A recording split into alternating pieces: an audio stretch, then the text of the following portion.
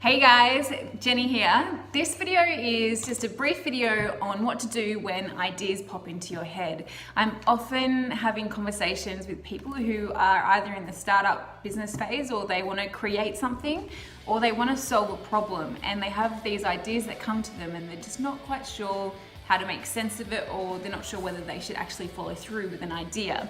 This video is some 3 tips on what to do with your idea and whether you should follow through with it. So the first key thing is to make sure that you write your idea down. The reason being is because your ideas are really special, they're fragile, and they've come to you and you alone. So if you don't do that, what happens is your day is going to get busy and you're going to forget about the problem that you're trying to solve. So when you've written it down, you've also enabled more thoughts to come through.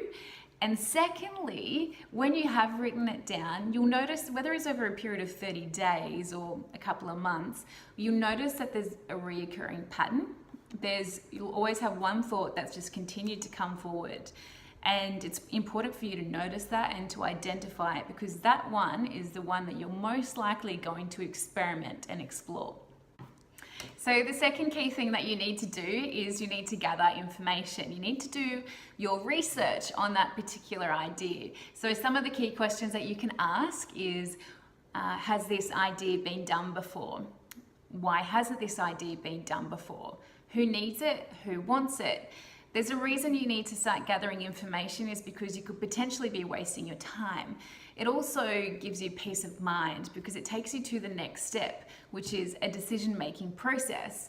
You have 2 options. One is explore the idea further, or get rid of it. It's important that you need to hack at your ideas, because we have thousands and thousands of thoughts that come into our mind each day, and you really want to make sure that you're not wasting energy or rental space in your mind for ideas that don't work or that aren't going to benefit you. So it's important that you ask some really open-ended questions, and it also enables you to think further and explore further anyways. So you don't have to hold on to every idea, but it is important that you start hacking away at some ideas that are just probably wasting your time. The third point is about choosing your environment and being mindful of your environment. You can put yourself in different situations that can help uplift and help create those ideas flowing, but you can also unintentionally choose environments that sabotage your creativity as well. So if you're in a space where you need to expand your mind, I would suggest putting yourself in different environments. Get outside, go for a walk, go outdoors, choose a different path, go to a cafe you haven't been to in a while or before, speak to somebody you've never spoken to before, go exploring, trial different activities. You might want to also listen to different music or a different genre of music. You might want to read a different book or magazine, or continue to explore different arenas and areas or environments that expand your mind. It's not necessarily a direct process on the idea, but what happens is you're putting yourself into an environment and spaces that indirectly benefits the idea from flowing anyways. You're creating more stimulants for your brain to expand your mind. So it especially helps if you're somebody that needs to be really pragmatic and practical about everything, but it also helps to, even if you're a creative person, to let those ideas flow. So it's about enabling a positive space to let ideas flow.